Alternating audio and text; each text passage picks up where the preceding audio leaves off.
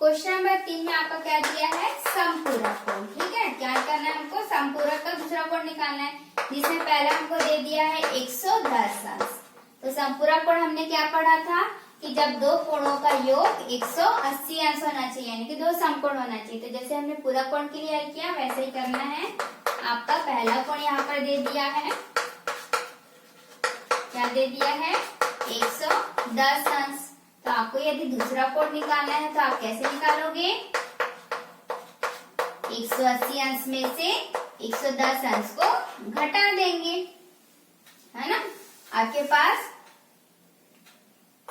दो कोण थे, 180 अंश होना चाहिए टोटल, उसमें एक कोण का मान दे दिया है 110 अंश। दूसरा कोण निकालना है तो क्या होगा, 180, यहाँ पर आपको कुछ संख्या जोड़नी पड़ेगी, है ना। तो यहाँ पर हम कितना जोड़ेंगे, तो 180 अंश होगा, 70 अंश जोड़ेंगे तब हमारा 180 अंश होगा, है ना। तो यहाँ पर हम क्या करेंगे, यदि हमको टोटल में से इतना का मान दिया है तो हम घटा देंगे, तो हमारा दूसरा कोण निकल जाएगा। तो ये कितना अंश आ जाएगा, 70 अंश। ठीक है, तो इस तरह से हम क्या करेंगे कि 180 अंश से यदि हम पहले कोण को घटा देंगे तो हमारा दूसरा कोण प्राप्त हो जाएगा। ठीक है, इसी तरह यदि हमारा दूसरा क्वेश्चन यहाँ पर ले सकते हैं, यदि मान लीजिए हमारा 60 अंश दिया हुआ है, कितना दिया हुआ है, 60 अंश। तो हम क्या करेंगे, यहाँ पर 180 से घटा देंगे, है ना।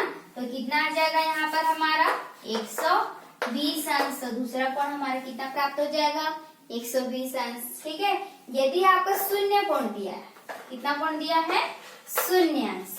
पहला कोण हमको कितना दिया है, शून्य। तो हम क्या करेंगे, शून्य को ही घटा देंगे। तो शून्य से घटाएंगे, शून्य को घटा देंगे 180 में से, तो कितना आ जाएगा, 180 अंश ही आएगा। ठीक है, तो यहाँ पर पहला कोण यदि 0 अंश है तो दूसरा कोण हमारा 180 अंश ही होगा, क्योंकि यहाँ पर हमको समपूरक बोल रहा है। यदि पूरक कोण बोलेगा तो 90 अंश ही आएगा। ठीक है, इस तरह से आपका जितना भी क्वेश्चन दिया है इसमें आपको यदि पूरक कोण बोल रहा है तो आप क्या करोगे, 90 अंश से घटा दोगे, और यदि आपका समपूरक कोण बोल रहा है तो दूसरा कोण ज्ञात करने के लिए हम क्या करेंगे, 180 अंश से घटा देंगे। क्यों ऐसा कर रहे हैं, क्योंकि दो कोणों का योग हमारा 180 अंश होता है ना, समपूरक के लिए। इसलिए हमको यदि दूसरा कोण निकालना है तो 180 में से पहले जो कोण है उसको घटाना पड़ेगा। ठीक है, चलिए अब आगे बढ़ते हैं क्वेश्चन नंबर 6 की ओर।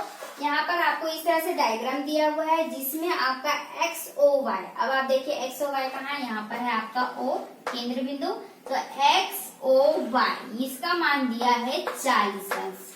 कितना दिया हुआ है, 40 अंश। ठीक है, हमको ज्ञात करना है एस ओ जेड। कहाँ है हमारा एस ओ जेड, ये है एस ओ जेड, ये हमको ज्ञात करना है। ठीक है, तो ये आपको देखिए कैसे दिख रहा है, हमने पढ़ा है ना अभी, क्या पढ़ा हमने, शीर्षाभिमुख कोण में, कि जब दो रेखाएं एक दूसरे को एक बिंदु पर काटती है तो वहां पर कितने कोण बनते हैं, 4 कोण बनते हैं, है ना।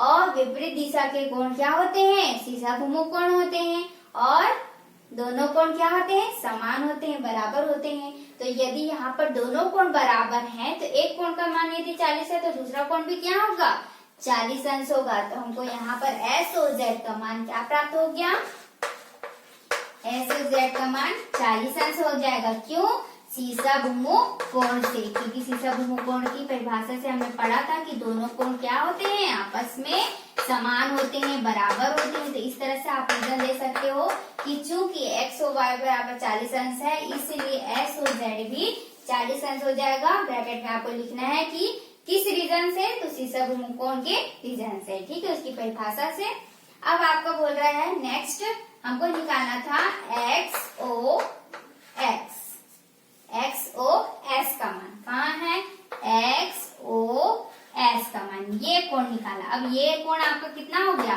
40 अंश हो गया। चलिए अब आगे बढ़ते हैं क्वेश्चन नंबर 6 की ओर। यहाँ पर आपको इस तरह से डायग्राम दिया हुआ है जिसमें आपका एक्स ओ वाई, अब आप देखिए एक्स ओ वाई कहाँ है, यहाँ पर है आपका ओ केंद्र बिंदु। तो एक्स ओ वाई इसका मान दिया है 40 अंश। कितना दिया हुआ है, 40 अंश। ठीक है, हमको ज्ञात करना है एस ओ जेड। कहाँ है हमारा एस ओ जेड, ये है एस ओ जेड। ये हमको ज्ञात करना है। ठीक है, तो ये आपको देखिए कैसे दिख रहा है, हमने पढ़ा है ना अभी, क्या पढ़ा हमने, शीर्षाभिमुख कोण में, कि जब दो रेखाएं एक दूसरे को एक बिंदु पर काटती है तो वहां पर कितने कोण बनते हैं, 4 कोण बनते हैं, है ना। और विपरीत दिशा के कोण क्या होते हैं, शीर्षाभिमुख कोण होते हैं, और दोनों कोण क्या होते हैं, समान होते हैं, बराबर होते हैं। तो यदि यहाँ पर दोनों कोण बराबर हैं तो एक कोण का मान यदि 40 है तो दूसरा कोण भी क्या होगा, 40 अंश होगा। तो हमको यहाँ पर एस और जेड का मान क्या प्राप्त हो गया, एस और जेड का मान 40 अंश हो जाएगा। क्यों, शीर्षाभिमुख कोण से, क्योंकि शीर्षाभिमुख कोण की परिभाषा से हमने पढ़ा था कि दोनों कोण क्या होते हैं, आपस में समान होते हैं, बराबर होते हैं। तो इस तरह से आप रीजन दे सकते हो कि चूंकि x और y बराबर 40 अंश है, इसलिए s और z भी 40 अंश हो जाएगा। ब्रैकेट में आपको लिखना है कि किस रीजन से, तो शीर्षाभिमुख कोण के रीजन से। ठीक है, उसकी परिभाषा से। अब आपका बोल रहा है नेक्स्ट हमको निकालना था x o s का मान, कहाँ है, x o s का मान, ये कोण निकाला। अब ये कोण आपका कितना हो गया, 40 अंश हो गया। हमको निकालना है x o s, ये मान, इसको मिटा देते हैं, ये देखिए। ठीक है, अब ये आपको क्या दिख रहा है, क्या दिख रहा है, आसन कोण दिख रहा है ना। या फिर आप कह सकते हैं कि एक रेखीय युग्म बन रहा है यहाँ पर, कि एक सीधी रेखा पर बनने वाले कोण क्या होते हैं, जब दो आसन कोणों का योग 180 अंश होता है तो उसे रेखीय युग्म कहते हैं। या फिर आप इसको संपूरक में भी ले सकते हो, है ना, कि जब दो कोणों का योग 180 अंश, क्यों 180 अंश ले रहे हैं, क्योंकि एक सीधी रेखा पर क्या होता है, 180 अंश का कोण बनता है। रेखीय युग्म में भी हमने पढ़ा, है ना। तो आप यहाँ पर संपूरक कोण की डेफिनेशन से भी लिख सकते हैं, या फिर रेखीय युग्म से भी लिख सकते हो कि दो कोणों का योग, जब दो आसन कोणों का योग 180 अंश हो तो वह कौन सा युग्म होता है, रेखीय युग्म होता है। ठीक है, या फिर आप संपूरक कोण में लिखना चाहोगे तो क्या लिखोगे कि जब दो कोणों का योग 180 अंश होता है तो उसे हम क्या कहते हैं, संपूरक कोण कहते हैं। ठीक है, तो यहाँ पर हमारा क्या हो जाएगा, एंगल XOS, एंगल XOS, ये वाला को जोड़ेंगे और ये वाला को जोड़ेंगे, तो एंगल X, यहाँ पर वो था हमारा XOY, दोनों का योग कितना हो जाएगा, 180 अंश हो जाएगा। ठीक है, तो हमको दूसरा कोण निकालना है तो हम क्या करते हैं, 180 से घटा देते हैं, है ना। XOS प्लस इसका मान क्या है हमारा, 40 अंश है, और यहाँ पर है 180 अंश, तो हम उधर पक्षांतर कर देंगे इसको। XOS का मान फिर हमारा निकल जाएगा, 40 अंश हमारा प्लस में, उधर जाके माइनस हो जाएगा, तो कितना आ जाएगा हमारा 140 अंश। तो हमारा XOS का मान कितना हो गया, 140 अंश। ठीक है, बहुत ही सरल था। ठीक है, इस तरह से आपको डायग्राम दिया था, यहाँ पर Z था, सबसे पहले आपको बोल रहा था S और Z का मान निकालिए, तो हमारे यहाँ पर दिख रहा था कि दोनों क्या है, शीर्षाभिमुख कोण से बराबर हो जाएंगे, इसलिए S और Z का मान भी कितना हो जाएगा, 40 अंश हो जाएगा। अब हमको निकालना था यहाँ पर XOS का मान। ठीक है, तो इसलिए यहाँ पर हमको दिख रहा था कि हमको 40 अंश यहाँ पर दिया हुआ है, और यहाँ पर आप चाहे तो ऐसे भी ले सकते हो, इसको हटा के, है ना, ऐसे भी आप ले सकते हो, तो भी ये क्या है, एक सीधी रेखा ही है, एक रेखीय युग्म भी बन रहा है, संपूरक कोण भी बन रहा है, तो ऐसा भी लोगे तो भी आपका मान निकल जाएगा। हमारा SOS का मान 140 अंश ही होगा। ठीक है, आप चाहे इधर का कोण लीजिए या फिर इधर का भी आप ले सकते हो। ठीक, अब हम पढ़ते हैं तिर्यक रेखाएं। तिर्यक रेखाएं, तिर्यक रेखाएं क्या होती है, नाम से है तिर्यक। ठीक है, जैसे हम समीकरण जब हल करते हैं तो वहां क्या लिखते हैं, तिर्यक गुणा करने पर। तिर्यक गुणा यानी मैंने आपको क्या बताया था, इस तरह से यदि हमारा रहता है ना, इस तरह से रहता है तो हम तिरछा इस तरह से गुणा करते हैं, तिरछा गुणा करते हैं कि नहीं, वैसे यहाँ पर क्या है, तिर्यक। तो देखिए इस तरह से लाइन आता है ना, इस तरह से क्या होता है, इस तरह से हमारा लाइन होता है, इसे तिरछा हम काटते हैं, चाहे ऐसे काटें या ऐसे काटते हैं। ठीक है, तो ये हमारा क्या होता है, तिर्यक, तिरछा रेखा, तो रेखा ही खींचना पड़ेगा हमको, है ना।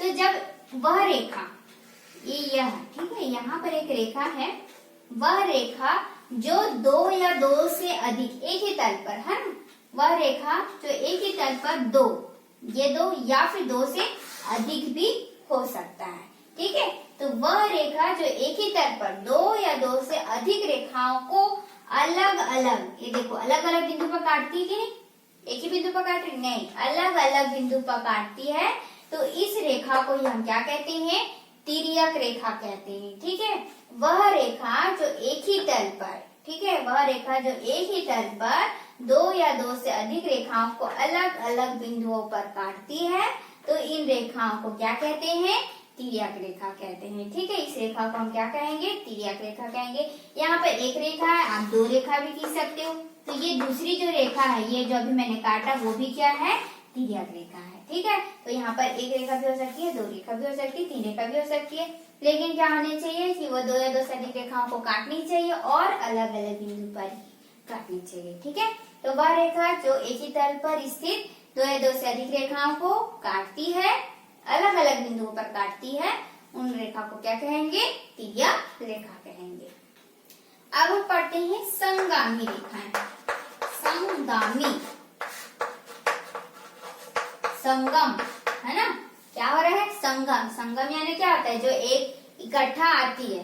त्रिवेणी आपने देखा ना, त्रिवेणी संगम, यहाँ पर तीन नदियां जहाँ पर मिलती हैं, है ना, उसे हम क्या कहते हैं, त्रिवेणी संगम कहते हैं। वैसे यहाँ पर क्या है, संगामी यानी कि संगमन हो रहा है किनका, रेखाओं का, है ना, संगमन हो रहा है किसका, रेखाओं का। तो बहुत सारी जब रेखाएं, बहुत सारी रेखाएं जो है वो एक दूसरे को, देखो यहाँ पर एक दूसरे को काट रही, लेकिन यहाँ पर अलग हो गया, ये अलग हो गया, तो ऐसा नहीं होना चाहिए। ठीक है, जब बहुत सारी जब रेखाएं जो है वो एक दूसरे को एक ही बिंदु पर काटती है, इस तरह से एक बिंदु पर, यहाँ पर देखो एक बिंदु ऐसे आएगा, ऐसे ऐसे है, ऐसे ये ऐसे है, तो ऐसा नहीं होना चाहिए। ठीक है, बहुत सारी जब रेखाएं हैं वो अलग अलग बिंदु पर नहीं होनी चाहिए, कहाँ होनी चाहिए, सिर्फ एक ही बिंदु पर होनी चाहिए, एक ही बिंदु पर संगमन होना चाहिए। तो इन रेखाओं को हम क्या कहेंगे, संगामी रेखाएं कहलाएंगे। ठीक है, क्या कहा मैंने, जब बहुत सारी रेखाएं या दो से अधिक रेखाएं एक दूसरे को एक ही बिंदु पर काटती है, दो या दो से अधिक रेखाएं जब एक दूसरे को एक ही बिंदु पर काटती है, तो इन रेखाओं को हम क्या कहते हैं, संगामी रेखाएं कहते हैं।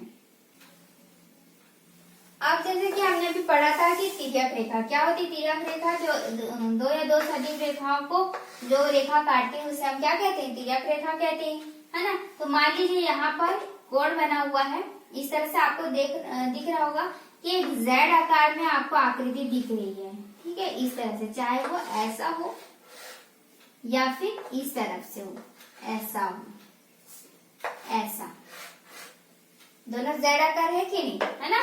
तो जेड आकार पर जब बनता है तो ये जो अंतः कोण है ये, ठीक है, इसे हम क्या कहते हैं, एकांतर। यहाँ पर आपका पहचानने का है कि जब जेड आकार में आपका जो कोण बनेगा उसको हम क्या कहते हैं, एकांतर कोण, एकांतर।